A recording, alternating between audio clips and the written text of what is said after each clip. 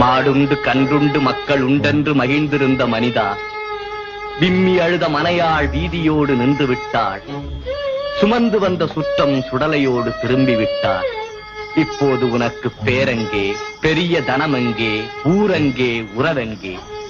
நீ எரிந்து விட்ட சாம்பல். இருந்தபோது சிம்மாசனம், இறந்த பிறகும் ஒரு மேடையா? முடிசார்ந்த மன்னரும் முடிவில் ஒரு பிடி சாம்பலாவார்.